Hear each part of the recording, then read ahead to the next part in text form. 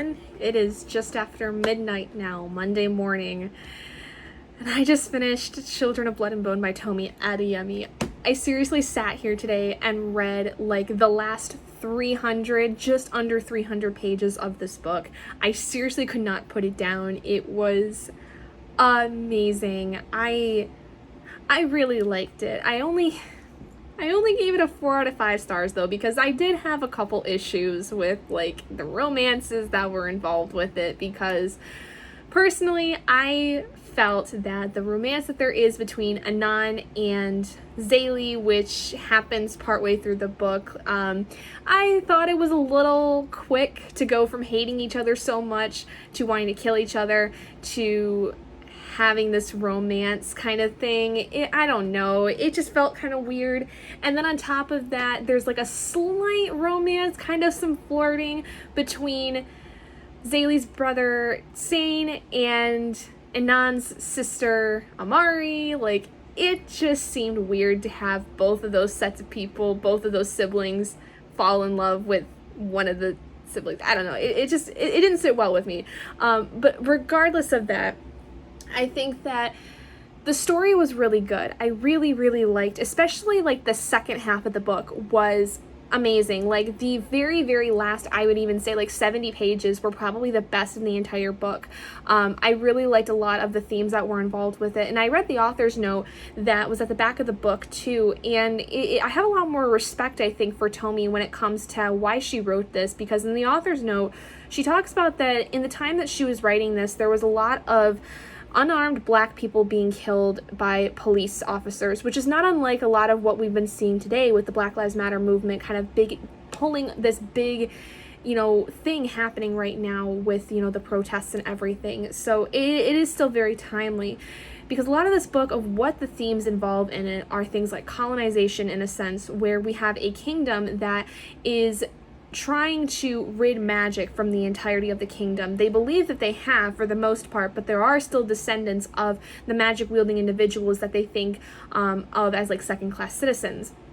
But the main story is that one of the main characters, Zelly, comes across a scroll from one of the characters, Amari, who is the princess, who basically takes the scroll from the kingdom and runs away because she thinks that she is, meant to bring peace to the world and basically bring magic back to the descendants of the Magi. Throughout all of this, Amari's brother Anan is basically told to go find her, Amari, and bring her back to the castle, because they think that Amari was stolen or something like that, and bring the scroll back to the king, because he knows that that is a way for them to bring magic back. Now, I am going to go into a little bit of a spoilery detail, so please skip this if you do not want any spoilers. The death of Anan at the end of this book, I think, didn't sit well with me. I feel like it was paced out well, and it was shocking to see his death, but I feel like I don't understand the point of his death, other than the fact that,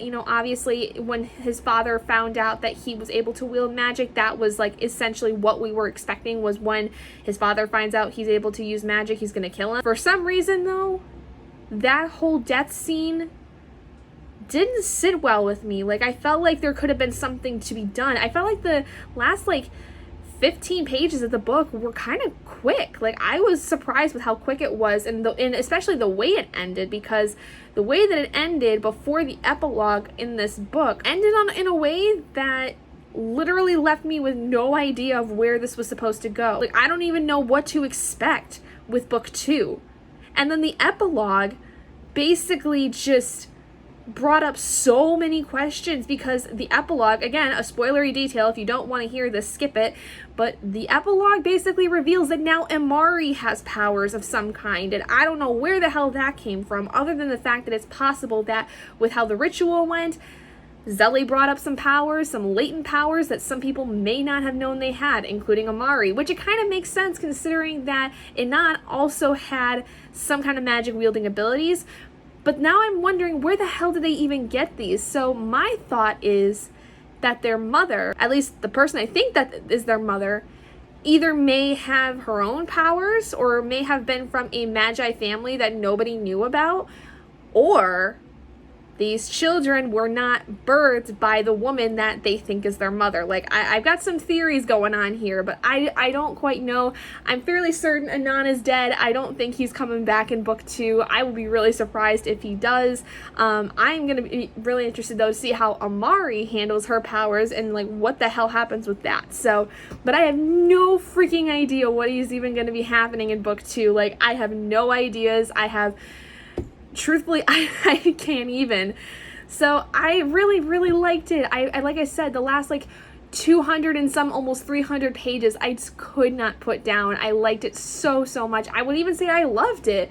But I just had a few issues with it that I don't feel comfortable giving it a 5-star because of those issues. So that's great. I started off Monday morning before I go to bed with finishing a book, so I'm pretty happy with myself. I'm going to count it, though, for yesterday's reading because I basically spent all day, night reading it after Robert left. So I'm counting it for technically yesterday because it's still technically Sunday for me because I haven't even gone to bed yet. But now we get to finally draw for the third book that I get to read that is not an audio book, like a third ebook or physical book that I get to read for this month. So let's see what it is. I also last week bought China Rich Girlfriend, which I haven't put in here, and I also got Opposite of Always by Justin A. Reynolds that I got from Adri for my birthday here like 2 days ago. I haven't added those in here, but I don't think it matters that much anyway. Okay, gonna pick one. Oh, nervous. Okay. Let's see what this one is. Ooh, Allegedly by Tiffany D. Jackson. Do I have this one on my Kindle? I think I do. Allegedly by Tiffany D. Jackson. I heard this one was really sad. Like, this one's a really hard one to get through. So according to what I have here, it's 394 pages, which that's cool. I could probably get through that in maybe a couple days depending on how things go. I have still large projects going on with work, so I probably won't be listening to my audiobook very much. I did listen to it a little bit on Saturday when I went and got groceries, but it was only like 20 minutes or like 40 minutes or so. I did put it in like my notes and stuff for like my bullet journal, but I haven't really made too much more progress in it. But this one I will be starting up tomorrow, well, later today when I'm on my breaks from work. Orange is the New Black meets Walter Dean Myers' Monster in this gritty, twisty, and haunting debut by Tiffany G. Jackson about a girl convicted of murder seeking the truth while surviving life in a group home. Mary B. Addison killed a baby, allegedly. She didn't say much in that first interview with detectives, and the media filled in the only blanks that mattered. A white baby had died while under the care of a church-going black woman and her 9-year-old daughter. The public convicted Mary, and the jury made it official. But did she do it? There wasn't a point to setting the record straight before, but now she's got Ted and their unborn child to think about. When the state threatens to take her baby, Mary's fate now lies in the hands of the one person she distrusts the most, her mama. No one knows the real mama, but does anyone know the real Mary? Okay, so that's interesting. I don't know how I'm going to feel about that one. I have no idea. This is probably going to be one that's going to be really heavy, which I'm not a stranger to in the slightest. Things with kids, especially like abuse or death of very young children, kind of gets to me. There was actually a scene in Children of Blood and Bone that did involve the death of a very young boy that really kind of gutted me. Okay, so it is much later in the day. It is currently after 4 o'clock right now. I have finished up work here. I only got through the first chapter of Allegedly so far because I had a couple meetings today that weren't like supposed to happen. They basically got scheduled for today to go over some training stuff that I needed to be a part of for different things that I might be taking over here fairly soon.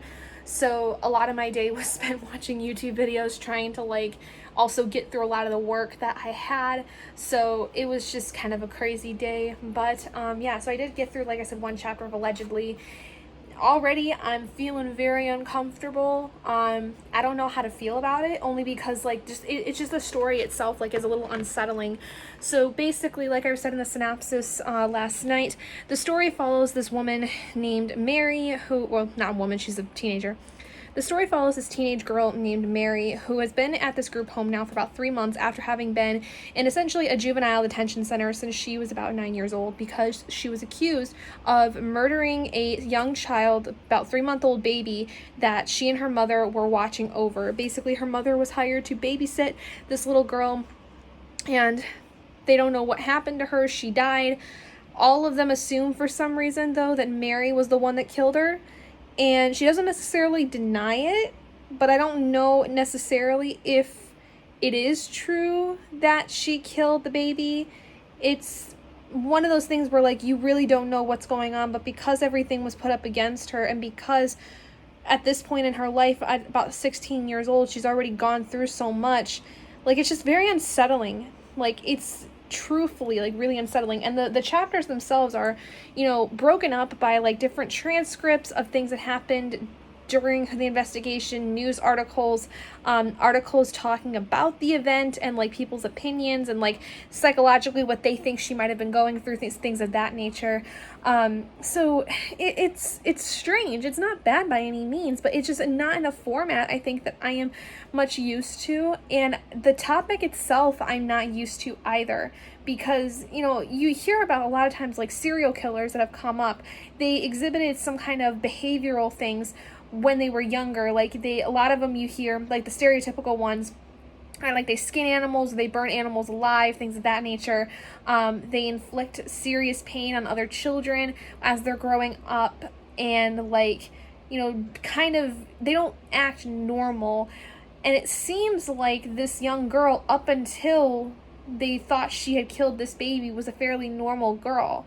So I don't know if somebody just tried to pin it on her, like if the mom did it or she blamed Mary for it, or like what exactly happened, because it also seems that her mother is incredibly aloof and has been for a long time. It talks about how, like, Mary's mother has kind of had several boyfriends, I think, or like had several boyfriends for a while until she found one and supposedly married him, but she doesn't refer to him as her husband, still refers to him as like a boyfriend or like authority figure of some kind. I don't know, like, it just the way that she talks about this guy that's supposed to be her husband is really weird. I can't quite explain it. Like, this book is just, it just feels unsettling, and I don't know how to feel about it as of yet. Right now I don't have much going on. I actually did a lot of the stuff I wanted to do while I was working. I filled out more of my bullet journal because I wanted to add some more spreads to it. I kind of wanted to make it more of a life journal. I tried it in the past and it never really worked out, and I think it was because I didn't have, like, a clear idea of how I wanted it to look, but I think I did a really good job with it. I also did some pre-planning of my August TBR because I wanted to, like, get ahead of the game and, like, build a reading schedule for it. And I said in my last vlog how I wanted basically to, like, alternate between what I have on my normal TBR, which are, like, the books I want to catch myself back up on, like my Stephen King reading series, my Thirst reading series, my random TBRs, my library lottery, and, like, other books that I kind of had, like, immediately been like, I want to either finish this or I want to read more of this series kind of thing. So I basically, in terms of my TBR for August, have already kind of started building it where I have all of those books that I had either not finished during the House Cupathon or, like, over the last couple of months, and I'm alternating them with these actual, like, the books that are by people of color and everything that I have out here, like my LGBTQ ones, mental health books, things of that nature. Okay, so I'm very sweaty because I've been sitting here and there's no air conditioning in this house, like I've said before. So there's no fans near me. I'm tired, but I did create my reading schedule spread for my bullet journal. So turns out that I hate myself apparently by reading all these books. I have 1, 2, 3, 4, 5, 6, 7, 8, 9, 10, 11, 12, 13, 14, 15 books that I want to read in August, which equal out to 5,450 pages. This is not including audiobooks. So if I do find audiobooks for any of these, I definitely will use them to my advantage. But going off of these physically, I should be able to get through everything before the end of the 31st, starting off with the Nebulae Coat, which is the library lottery pick that I have, then kind of taking a couple days with that and ending off the month with Dear Martin, which since it's only like 210 pages and the type itself is actually pretty large on the page, probably something I could fly through in the day. I do have another book that I will be working on that day, like I'll be finishing it up, so I probably will reserve Dear Martin for like the evening. But again, because it's so short, I think I really could just get through it after dinner, and then after Robert and I watch like our shows that we watch during dinner and before he goes to work, or even after he leaves for work, because I've read about 200 and some pages Sunday night of Children of Blood and Bone within a few hours, like about 2.5 hours. So that was pretty impressive. I think that is something I'm willing to do, and it's not too bad. I actually feel like I paced it out pretty well because it's approximately 176 pages of reading worth a day. Okay, it is about 7:20 in the evening. I have reached 50% of the way through Allegedly by Tiffany D. Jackson. And I have some thoughts. They're not negative by any means. I want to address a few things with this book because it's dark. It's pretty dark. Tiffany does not pull any punches with this, let me say. So, trigger warnings I want to talk about are attempted rape. Nothing explicit, but there are flashbacks of Mary talking about times where she was nearly raped by somebody when she was very young. Abuse, physical abuse, and bullying in that sense as well. But there are several forms of abuse discussed over the course of the book from different people in Mary's life. Several forms of it in terms of if they're being like physical, emotional, and psychological. I feel so much for this character because I feel like Mary is very misunderstood, and obviously her mother knows something more about what happened the night that the little baby died that Mary is accused of killing, and like no one knows the full story. They all made the assumption that Mary was the one who killed her and left it at that. But it's very evident the more that you interact with the mother character that there are a lot of things not being divulged in terms of what really happened. And there is even a point, because like I said before, this story is kind of formatted where in different parts of it, there are like excerpts from statements or transcripts of things happening over the course of the story that dictate different aspects of this case, like transcripts from interviews between Mary and the cops, various other individuals like the baby's mother, articles that were written on the story of the case and everything. And then this one, for instance, it's a set of notes from a psychiatrist at Bellevue Hospital in New York, because the story takes place in like the Brooklyn area. And there's a couple different doctors from Bellevue who kind of had studied what was happening to Mary, and they both are kind of like, this is something that it's not what it looks like. This child would not have had the ability to kill this kid. She wasn't exhibiting the signs that a lot of these other doctors were talking about that she had gone to when she was growing up, that her mother had taken her to. This is one of those books where it makes you angry for a reason, and it's working. It's happening. I'm getting angry. I've been angry. I'm getting angry to the point of where I almost want to cry. And that is not very often that happens in a book, unless it is something like this. Kids that go through abusive situations like this in books, it just breaks my heart because I can actually see those things happening in real life. And that stuff in general, whether it's fictionalized or not, it just makes me so angry because those children are so innocent. They've done nothing wrong, and yet they receive all of this abuse from people that they know, from people they don't know, and then because they can't tell anybody about their abuse and people don't understand they are being abused, a lot of times other kids will pick on them for various things, whether it's they wear the same clothes every day because their parents refuse to wash their clothes or something, or like they become mute and so people make fun of them because they won't speak to anybody because they've just gone silent.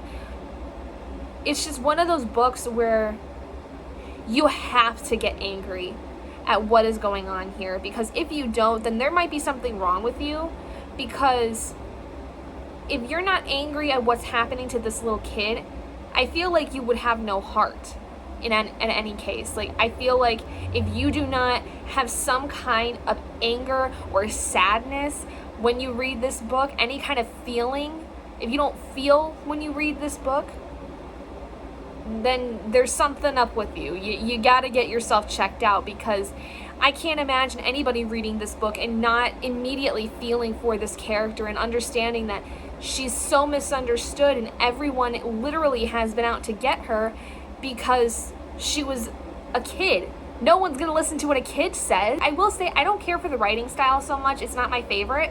I feel like it's kind of clunky and it doesn't really fit this character very well.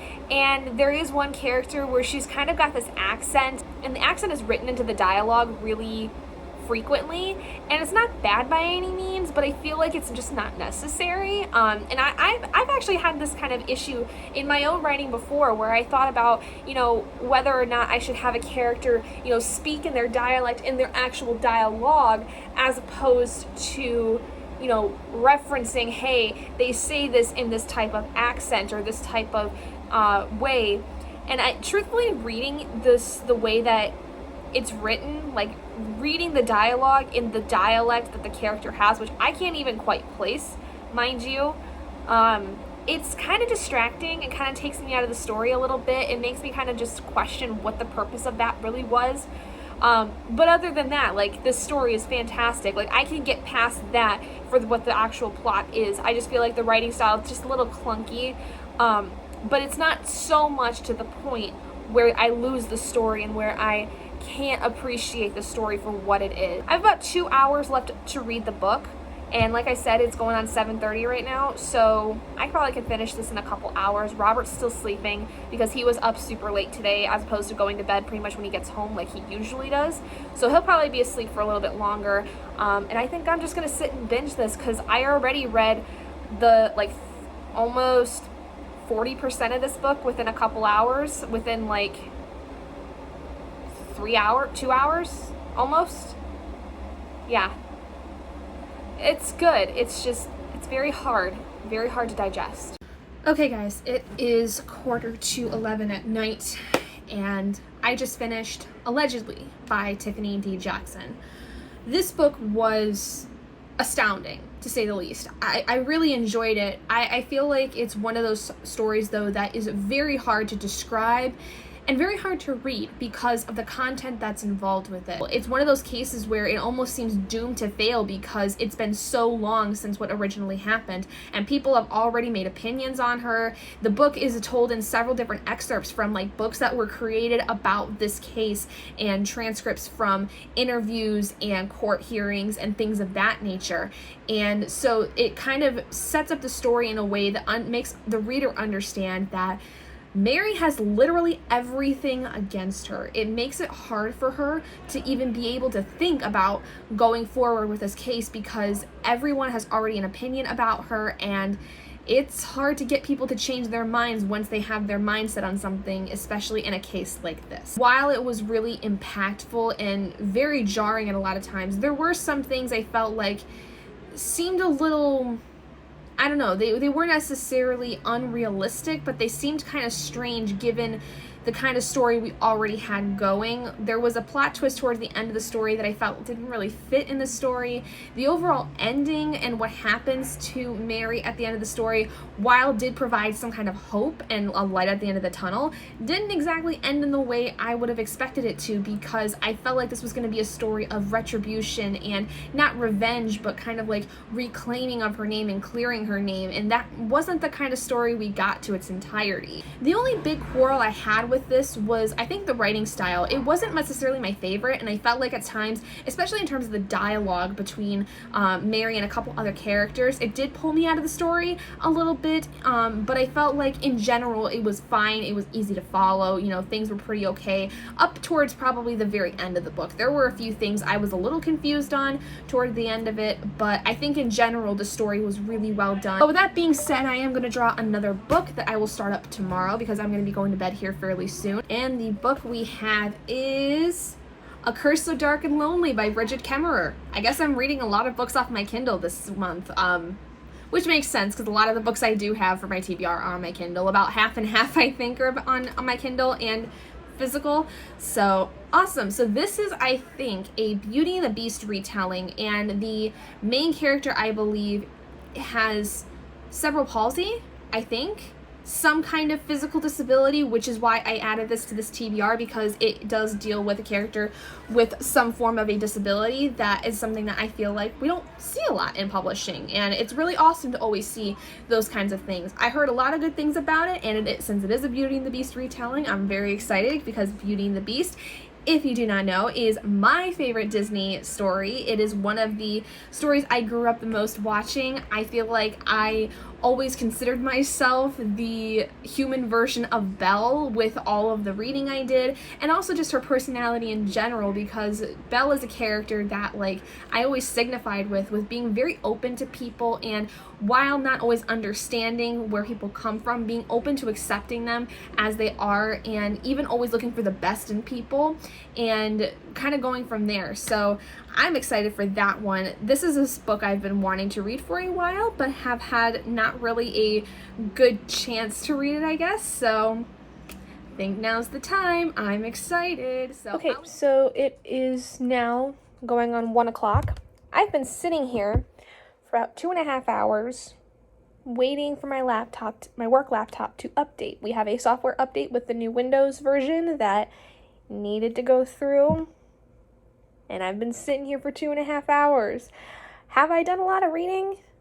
I mean, yeah, kind of. I read quite a bit so far of A Curse So Dark and Lonely, but not nearly as much as I think I would have in like 2 hours, because Robert was up until about, I don't know, noon or so, and we were watching Brooklyn Nine-Nine for most of the day before he went to bed. So I couldn't watch Brooklyn Nine-Nine and focus on A Curse So Dark and Lonely, because I like Brooklyn Nine-Nine, some of the episodes, way too much. I have a weird thing with Brooklyn Nine-Nine. Like, some of the episodes I can't stand because they're like super, super cringy, and especially Andy Samberg's character Jake, like sometimes I can't really stand him, or Boyle, like they just kind of aggravate me. But then there's like more episodes than not, though, where I just think they're so funny and like they're just hilarious. I like the show, but I don't think I absolutely love it, because it's not like a perfect series. So I also, though, have been listening to a little bit of Becoming by Michelle Obama. I've listened to a little bit more than an hour of that so far today, because while I was able to work, I was listening to it, but then I got in a meeting, and then after that meeting, I was like, okay, I need to update my computer, because I got notification this morning when I first got on that it needed to be done, but I wanted to get some work done and be in my meeting before I did that, so that I made sure, like, I had nothing else going on for the day. But now, like I said, I've been sitting here for 2.5 hours waiting for that to finish. So currently I am on page 63 of A Curse So Dark and Lonely. I'm 13% of the way through. Apparently this book is just over 500 pages. It's 503 pages, which probably includes a lot of like acknowledgments and stuff like that. So it's really more like 490 some, I think. But I still do read everything like at the back of it. So I read like the full 503 pages. I don't know how I feel about this so far. I see where a lot of the elements from Beauty and the Beast come from. Like, it's not a full carbon copy kind of story. It's not a full carbon copy retelling of Beauty and the Beast, but it does have a lot of the same elements, with there being a main male character who turns into a monster. It's slightly different than how it is in Beauty and the Beast, where in Beauty and the Beast, the prince, he gets turned into a beast when he's young, and he stays in that form until the very end of the movie. Whereas this one, he is human for like so long, and then he turns into a beast at some point in the year, and he's been doing this for like 300 seasons or so. It's interesting though, like I like some of the elements that are playing into it, how it's not like I said, it's not a full carbon copy of Beauty and the Beast, but I don't think I like the writing so much. I don't know. I think in particular with Harper, the main female character, who is our Belle in this story, basically, I don't like the way the her sections are written.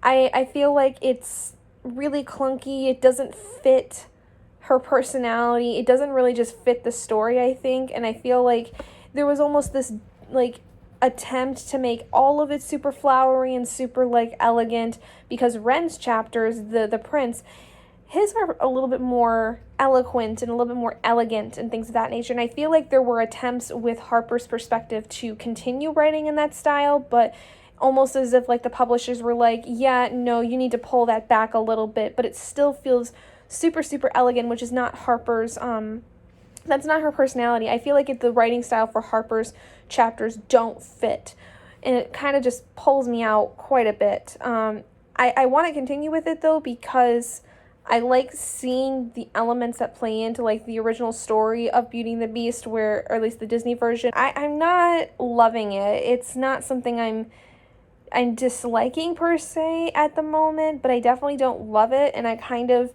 don't know how to feel about it at this point. But usually by now, if I get through about 10% of a book, and I feel like it's just not for me, I DNF it. I still don't know if this is for me. I still don't know what I want to do with it. So I'm going to continue with it. But I think if I get to like a quarter of the book and I still don't really feel like it's that great, I think I might DNF it. But I want to give it a fair chance, and I feel like at this point it's still a little too early for me to do that. Good morning, everybody. It is 10 after 8 in the morning. I'm exhausted. Last couple days I've felt very tired.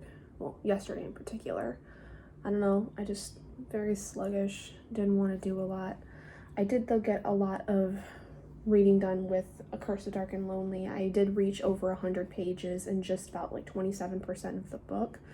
I feel like yesterday I was not in a good headspace, and I feel like that may have had some, may have had some effect on my enjoyment on A Curse of Dark and Lonely. So I feel better today, but I need to get some coffee in me, I think, before I feel like I'm actually like a human being. I am gonna also continue working with Becoming by Michelle Obama. I listened to 3 hours, 3 minutes, and 30 seconds of the book yesterday, which I thought was pretty funny, but I do want to continue with that. I just got to the point in the book where she's been talking about having met Barack, her husband, and how like their relationship kind of blossomed after they had first met while they were working in the same lawyer's office together, which I found that really sweet. And I love hearing how she views him and like her perspective on him, and like what like some of his things are, like his mannerisms that she picked up on when they first started dating. And I don't know, it was just really, really sweet, and to see kind of like her massive appreciation for him in the time that he came in her life, because he was like 28 when I think they first met, and she was 25, but she was technically like she was his mentor in this lawyer's office, which doesn't typically happen. So I like seeing these little things that like, she's been talking about how like they, like how they communicated and how they talked often, all these things. Like I just think it's really, really sweet. I do like this a lot, but I feel like memoirs I can't really judge at all, because it's a memoir. It's a book literally about a person's life, and I don't want to ever say that a person's life doesn't make sense or anything, because it's not like a fictional story. It's a whole different way of reviewing. I would say like, maybe the writing style of something like a memoir wouldn't, necessarily grab me. Or I feel like there might have been too much, added to it or whatever. But even then, like, I don't even know. Like, memoirs are like impossible for me to review, because I feel like everything is valid within them, because it is literally somebody pouring their heart out about their life and like their experiences. And I don't ever want to make someone feel invalid by saying that, there's too much, or that, I have not enough here to go off of, kind of thing. So I kind of just, let it be how it is. And if I feel like I, smiled a lot, if I feel like I had actual emotions going through the book, it's a 5-star, because I feel like if a memoir really grips me, and if it really makes me feel for the person that wrote it, or, I find that a lot of the, things that they discuss are, important in talking about their life in general, and I feel like it impacted me in some way, that's kind of what I, feel about it. I haven't done any writing the last few days. I think I'm kind of done with writing for right now, especially since getting my other books sent over to the editor I hired and waiting until that starts up on the 10th. I don't really have a lot of motivation right now to write. I haven't really been thinking of a lot of scenes. I feel like I need to just go back over my notes and like continue working with that, the note document that I had my friend build for me while I was working, because she and I had sat and talked for like 2 hours last week about it. So I feel like I need to go over that, and then from there I think I just need to start finding books to do research on for this historical figure I'm using in the book. So that's kind of where I'm at right now. I am proud of the fact that I did at least get a few scenes written down that I think would be, you know, that were the easiest, I think, to write. The rest of them, it's like I have to do some research to figure out how I want to write it, and then from there, because like not all the scenes require research, but once I get those research scenes done, I can write these other scenes that I think that character is going to be implemented in, so I can try to get the best, you know, version of her in those scenes and write them effectively and get, you know, those scenes written in the best way possible, because I'll have understood kind of like the attitude of the character, the mannerisms, you know, things of that nature. Because once they, you know, get involved in the story, they are like a huge part of it. Like they're there. Like once they get there, they're there for pretty much the rest of the book until the very end. Okay, so I definitely think I'm in a much better mood than I was yesterday, because I just read the first 2 chapters of the day for A Curse So Dark and Lonely, and kind of digging it. I think the first like almost 30% of the book I was kind of just not in a good headspace, so it probably just affected the way I was reading. Still don't care, I think, for the writing style in its entirety, but it is something I am willing to look past, because I think we've gotten to a point in the story especially where things are kind of picking up, and I'm interested to see how the whole thing goes. But I think that where the story is going now, where we see Harper understanding that there are some issues going on with this world outside of the fact that Ren is supposedly like possibly dead, and the whole kingdom doesn't really believe that the royal family is really around much anymore, or they're not taking care of the world, and there's this other kingdom that looks like it's trying to take over this kingdom. I think that it's going to be very interesting to see how Harper helps this kingdom, but also I would be interested to see what exactly happens with a romance situation, because I don't know much about it. It seems like there's a possibility for a love V of sorts, where we have Harper possibly either falling for Gray or falling for Ren. I can see where it's possible she could have like an issue with both. I heard something a while ago that made sense to me, because I know everyone talks about like love triangles, but really a lot of the romances we have in stories are not triangles, but they're like V's, because you have 2 characters who both either love a character, or you have a character who kind of has feelings for 2 different characters, but the other 2 characters don't have feelings for each other. Like that's kind of what I would think typically like a love triangle would be, but that's like the common trope that a lot of people talk about as a love triangle. But I feel like, I don't even remember who said this before, but somebody had at one point, I had been watching a video say that a love V makes more sense for a lot of these stories, because it's not that all the characters love each other, it's that you have either 2 characters who love the same person, or you have one person who has feelings for 2 different characters in the story. So I don't know. There is kind of this love V, I think, that is possible, but it hasn't really come up yet, because Harper doesn't really seem to have any feelings for either of the guys. But I feel like this is one of the stories where it could be she could be falling for both Gray and Ren. But I don't know. I have no idea at this point. I'm only now about a third of the way through it. I am getting through more of Becoming by Michelle Obama. So far, I've listened to another 3 hours worth of it. And it's really good. I really like it a lot. I just love how this book basically just dictates her whole life and like her whole thought process with a lot of things, from like when she was going in, like when she was growing up, to, you know, understanding her identity as being a Black woman in the world in like the 80s especially, and then how she met Barack, and how her feelings about marriage had been when she and Barack had, you know, been dating and then had gotten married, and even some of the things that I didn't even know about. Like I didn't know that Barack Obama had written a book in like the early 90s. So I don't know, it's just fascinating to read things like this, like in memoirs, because I'm just always so interested in how people lead their lives and how they get to certain points in their life. And so this is one of those books where I'm like, I'm just loving every second of it, because I love seeing how her life had developed to the point where she is now, where she's writing the book.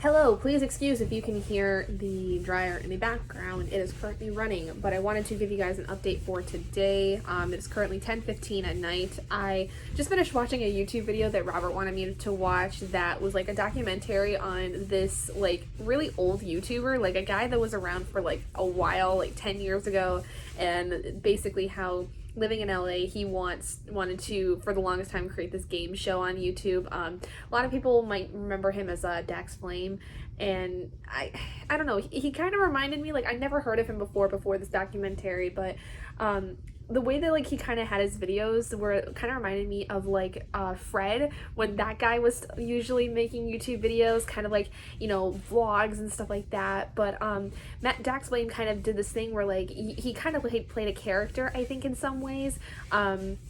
Like some of the things were like true, like some of the stories he would tell, but like he played a character that was kind of over the top kind of thing. But the documentary was kind of catching up with him 10 years later, where he's at, what he wants to do, and apparently he wrote a kind of book that almost kind of could work as a fictional short story collection, but it was all like stuff that he wrote, you know, based on like some of the things he was experiencing at the time. And it was kind of like a diary of sorts, but like, I don't know, the way that like he would read some of the passages, it sounded so much like it could have been just like a short story collection that was fiction but based in reality. Like it was kind of bizarre, but the whole thing was like they wanted to help him create this game show idea he had, which was one of the short stories he had in the book, was that he wanted to do the smoothie based game show where it would be like 3 rounds, you know, typical like game show style kind of setup. So they actually helped him create it, and the most difficult part of the whole thing is actually watching the game show get into production, because the guy himself, I don't know necessarily what he has. He has some kind of like social interaction issues, I think, because he comes off like when he talks to people normally, it's very awkward, but it's like I don't even understand. Like, you have to watch the documentary to see what I mean, but like there are some like awkward, you know, things he does, but then again too, he just walks up to random people on the street, which is kind of awkward as it is. But the way that he even just talks to the guy that's doing the documentary, it's one of those things where like his mannerisms and the way that he kind of like watches people as they talk to him, or like the things that he does as they're speaking, it's all very awkward, but he's a genuinely nice guy. Like everybody had been talking about when they had met him, like they had Anthony Padilla on there, Ian and Courtney from Smosh, Jack from Jack's Films, and the guy that did the Chocolate Rain video years ago. They had them all sit down like interviewing and talking about Dax Blaine, because they all actually met him, they all actually know him, and everyone was saying that he may seem kind of awkward and strange, but he's a genuinely nice guy. Like, he's very attentive. He actually like actively talked with them and all this stuff. Anyway, all that to say that I watched this documentary, and like the whole time I was pretty much cringing when they were getting the game show all done up, because it was just a cringe fest watching him walk around and talk to all these random strangers. Like, I would be very uncomfortable if he had come up to this on a random street and started talking to me. Like, I'm bad at social interaction as it is with strangers, so I would have like freaked the fuck out. And I'm pretty sure most of the people that he went up to talk about this game show idea with were very uncomfortable. It was just a very, very uncomfortable experience. Like, my stomach hurts now from cringing so much. Like, I hurt. I hurt now from cringing so bad. That's how bad this whole thing was for me. But anyway, so where I'm at now is I am on page 234 of A Curse of Dark and Lonely. I'm now 47% of the way through. It's still not necessarily what I had expected it to be. It's definitely a story I want to continue and like figure out how it basically ends. Like, I want to know what about it is so very interesting to where a lot of people really seem to like it. I haven't necessarily got to that point. It's like a 3-star for me at this point, because while the story itself is not bad, the plot is actually a really cool idea. I feel like it doesn't rely enough on the Beauty and the Beast retelling aspect. I feel like it should have had a little bit more added to it, because the way that this is marketed is that it is like a Beauty and the Beast retelling. While it has similar elements to the Disney movie, and I can pick out very specific scenes or very specific interactions that remind me of the cartoon, I don't think that the story itself relies enough on the retelling, which is a surprise, because I would typically like something to take a story, take an idea, kind of like how Cinder by Marissa Meyer was, where they took the story of Cinderella and she literally reinvented a world, she reinvented the character itself while still holding true to the elements of the story. But the thing here is that this doesn't rely enough to me on the original Disney cartoon, at least, because the original story of Beauty and the Beast is not anything like the original Disney cartoon of it. But I feel like it doesn't rely on the cartoon version, because it almost like tried to incorporate elements but then created its own story, which is great. By that itself, it is fine. But I think if you're going to market it as a Beauty and the Beast retelling, the story needs more elements like that to actually connect it to Beauty and the Beast. I feel like this kind of just missed that mark in terms of the marketing. Maybe that was because they thought it would sell better if they told people that it was going to be Beauty and the Beast related, which is fine. You know, that's their prerogative. That is how publishing works. They know that if you usually recommend something by describing it as relating to something else or being similar to something else, more people are apt to buy it. That is how advertising works. I understand that. I feel like this one, though, kind of missed the mark with that. And I feel like, too, I still cannot get behind the writing style for Harper. I still can't do it. It just doesn't work. It almost feels like they try to take the writing style that they used for Ren and modernize it in a sense, but it still feels just not right. It doesn't feel like a completely different voice. It almost feels like the same voice for Ren is the voice for Harper. Like, I don't know why. I don't know if anybody else felt that way. I'm probably of the unpopular opinion with that, but I just can't. I cannot distinguish in the voices of each chapter to be either Ren or Harper. Like, I know going into it who is who, because at the beginning of each chapter we do get a character name that indicates whose perspective we're looking for. But if that was not the case, it would probably take me a little bit to understand whose perspective we were going from until they said the other person's name in like a Harper did this or Ren did that kind of thing. I also kind of wish we had a perspective from Gray. I feel like they totally missed the mark with that. I feel like, especially with Grace being such a huge character and possibly another love interest in this story, you know, that makes sense to me. Plus, I want to know more of his thoughts of what's going on with Ren. Like, why the hell did Gray really stay behind in all of this? He's the only soldier of Ren's militia there. He's the only one alive. How does he feel about that? How does he feel about the fact that he lost literally everybody? How does he feel about taking care of this guy who seems to be pretty much giving up now that it's the last season that he's going to have to be able to find someone to love him? Like, I want to know how he feels about that. And I do appreciate, though, that the interactions that Gray does have with Ren and Harper, respectively, are very telling. They do really exemplify Gray's character through those interactions. We know he's loyal. We know he's kind of hard on the surface, but you kind of get to those mushy bits and he's a big softie and he loves children. Like, he's a big softie in that sense too. Like, you see through the interactions that he has with Ren and Harper that, you know, we really see his character.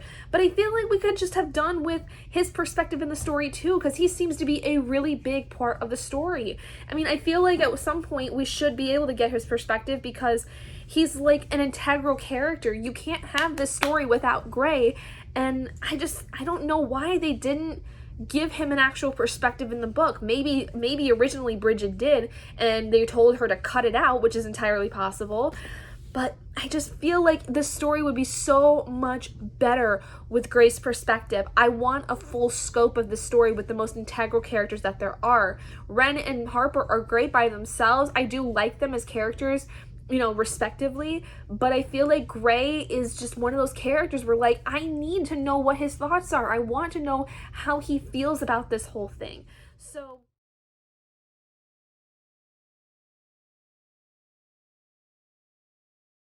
hello everybody, it is after 5 o'clock, I think, in the afternoon. It's been a bit of a crummy day until about an hour ago, because I went and got my nails fixed. Thank God. My nail tech is amazing. I love her. I've only gone to her a few times now, but she's just the sweetest thing. I love her to death. She's really good at what she does, so that makes me super happy. I also made a hair appointment for Tuesday to get my hair trimmed a little bit, because it's been needing a trim for probably about several months now. I haven't gotten my hair cut since last June, I think, so time for me to get at least the ends cut, because they're probably pretty ragged right about now. But today I am determined to read the rest of A Curse of Dark and Lonely, because I'm getting to the point of the story where we've kind of reached the moment that, like in Beauty and the Beast, where the Beast basically lets Belle go to take care of her sick father.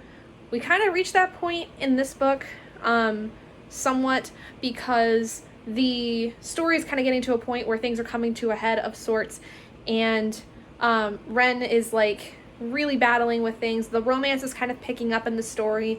It's not bad. It's actually pretty good. I'm getting a little swoony here and there with the romance between Ren and Harper, and I don't know. I'm in a mood to sit and read. I was kind of feeling crummy all day. I had a bit of a headache starting over the course of the day that I did kick out with some Excedrin, but I still felt really groggy, really like not wanting to do anything today. Still don't really want to do anything. The only reason I went out and got dressed today actually is because I wanted to go get my nails fixed, because I had like several nails where the polish like completely like peeled off. So my nail tech was like, come in and I'll get them fixed for you and all these things. So that was very nice, very needed. Made me feel a lot better to sit and talk with her. I should be able to read more of it before I actually make dinner and before I watch X-Files. And then I think by the time before midnight, hopefully, I should be able to finish it after Robert has left to go to work.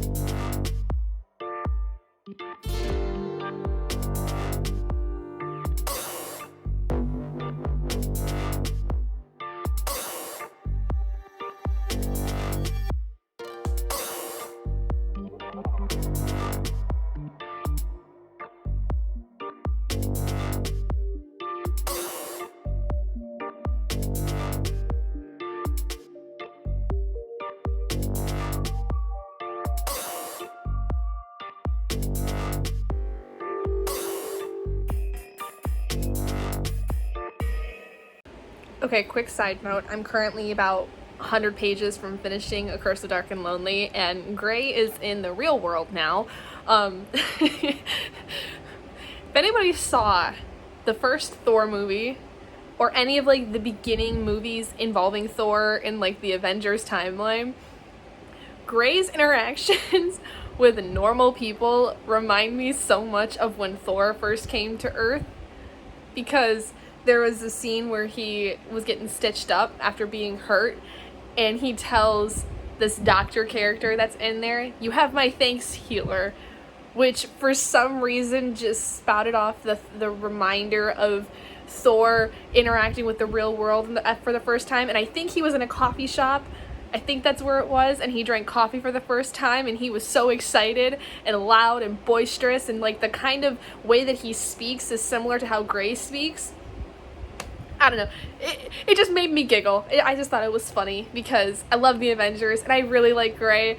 And I always find it so funny when characters like Gray from a particular area, or like Thor, who come from like more well-spoken countries or like areas, or like they have a certain kind of way of speaking when they come to like Earth, and it's so different and they just seem so old-timey, and it just makes me giggle. It's one of my favorite things. Okay guys, it is about 7 o'clock right now, and I just finished A Curse of Dark and Lonely by Brigid Kemmerer. So gonna give this a 3 stars. I am gonna do a full review video for this that I will be filming on Saturday, so I'm gonna give you guys some more of my in-depth thoughts. Some things I've already kind of said before about like the writing style and kind of the lack of perspective from Gray.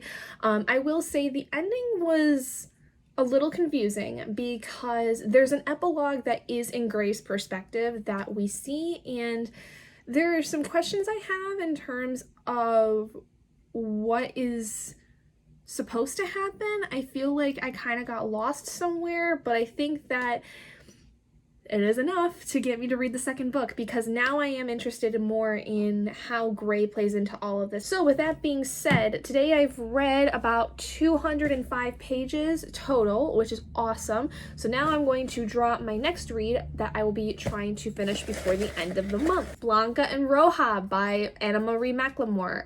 Another Kindle book. I'm writing a lot of stuff on my Kindle this month. The biggest lie of all is the story you think you already know. The Delcine girls have never been just sisters. They're also rivals. Blanca is obedient and graceful, as Roja is vicious and manipulative. They know that because of a generation's-old spell, their family is bound to a bevy of swans deep in the woods. They know that one day the swans will pull them into a dangerous game that will leave one of them a girl and trap the other in the body of a swan. But when 2 local boys come drawn into the game, the swan spell intertwines with a strange and unpredictable magic lacing the woods, and all 4 of their fates depend on facing truths that could either save or destroy them. Blanca and Roja is the captivating story of sisters, friendship, love, hatred, and the price we pay to protect our hearts. Why do I get practical magic vibes from this? Is it because it's the sisters and they're both somehow magical and there's 2 men that are involved with them? Like, that gives me major practical magic vibes. I don't know why. So the book itself looks to be about 384 pages, so that is smaller than what A Curse So Dark and Lonely was. I have also heard a lot of people say that Anna Marie McLemore's writing is very flowery, so I do expect this to have a different kind of impact on me than the writing style that A Curse So Dark and Lonely had. I'm kind of excited. This is my very first Anna Marie McLemore book. I have written quite a few books that are kind of in the magically realistic sense, where either they are in some kind of like contemporary setting with magical elements, or it's kind of like obscure things where it's not quite magic but it feels has like a magical feel to it. This seems to be more on the fantasy side because it seems like there is actual magic going on in this world, but I'm actually kind of excited. And what's really cool is at the very beginning of this book, there are 2 quotes, one from Snow White and Rose Red and one from The Wild Swans, which are fairy tale quotes. If this is the practical magic vibes I think it does, I am gonna love it, because Practical Magic is one of my most favorite movies of all time. It is one of the reasons why I became so very interested in learning about Wicca culture as I was growing up, and one of the reasons why I love family-based stories. What's really funny though is Practical Magic is one of the movies that no matter how many times I freaking watch that movie, I still cry at the same part every single time. The same thing happens with The Mummy Returns. There's one part in both of those movies where I can't help it, but every time I watch it, I sit and cry at the same exact part, and I've seen both of those movies probably upwards of 500 to possibly 1,000 times, and I still do it. I still cry at the same point because it's so freaking sad, and I can't help it. I am such a huge fucking baby. So here's my plan now that I said that I want to see if I can find Practical Magic. I'm gonna see if maybe it's on Hulu. I highly doubt it, but I'm gonna check because I know for a fact it's not on Netflix. Maybe I'll check on Netflix too, because I don't know, maybe they've updated it recently, especially with it getting closer to Halloween, because it's the perfect Halloween movie. I'm gonna see if it's on either of those, and if it's not, I'm gonna start with Blanca and Roja. But god damn it, I really want to watch Practical Magic now, and I am determined to find it. I really hope it's on one of them. So Hulu and Netflix do not have it. Checked my DVD stash to see if maybe I did, and I don't. So, what is plan B? It was going to be read Blanca and Roja, but I think I'm gonna do this one instead. And of course I have to deal with this shit, because apparently I can't just watch movies on the Xbox One without having a fucking application on. Nice job, Microsoft.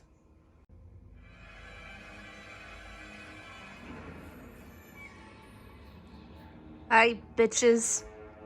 It's mummy time. Good morning, everybody. It is almost 10:30 on Friday.